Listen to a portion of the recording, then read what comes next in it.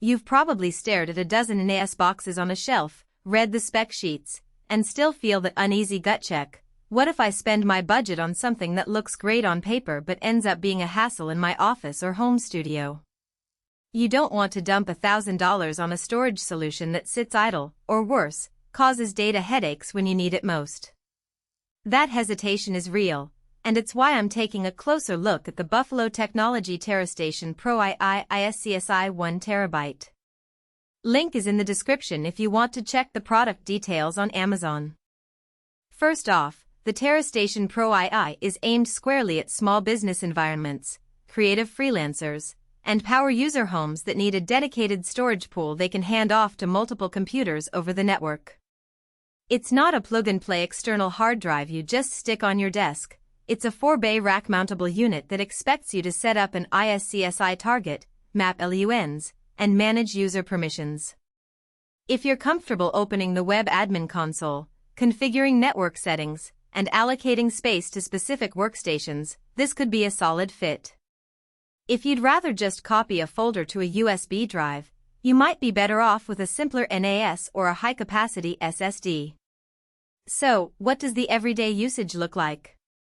Imagine you run a video editing studio with 2 editors working on 4K footage.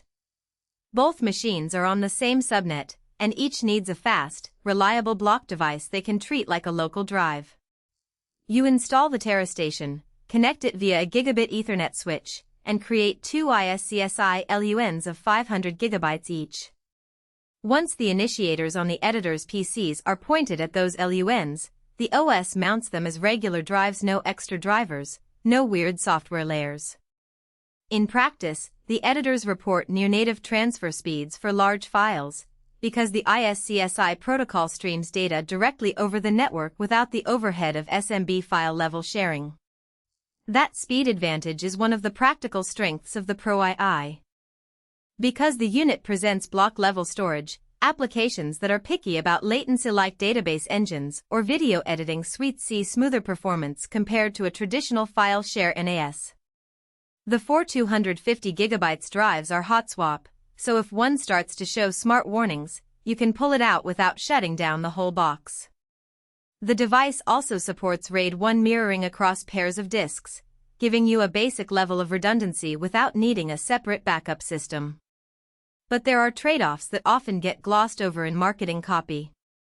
The TeraStation's hardware is limited to a single gigabit Ethernet port, which caps the theoretical bandwidth at about 125 megabytes per second.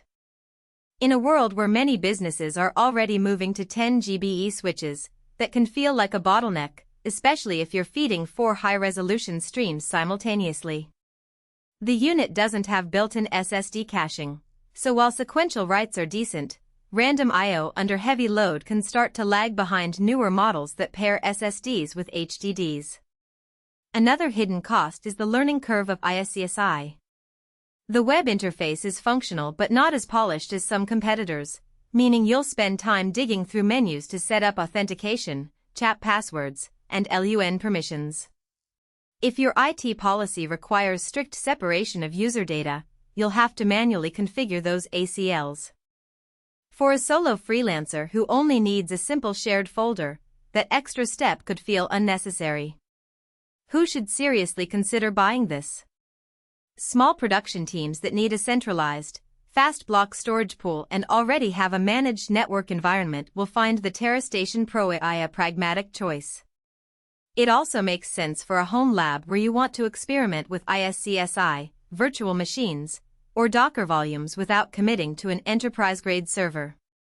The device's 4 drive bays give you flexibility to start with a modest 1 TB configuration and later expand to larger capacities by swapping in higher capacity drives. Just keep in mind the RAID level you choose will affect usable space. Who should skip it? If you're a typical consumer who just wants to back up photos and documents, the overhead of iSCSI and the need to manage RAID isn't worth the effort.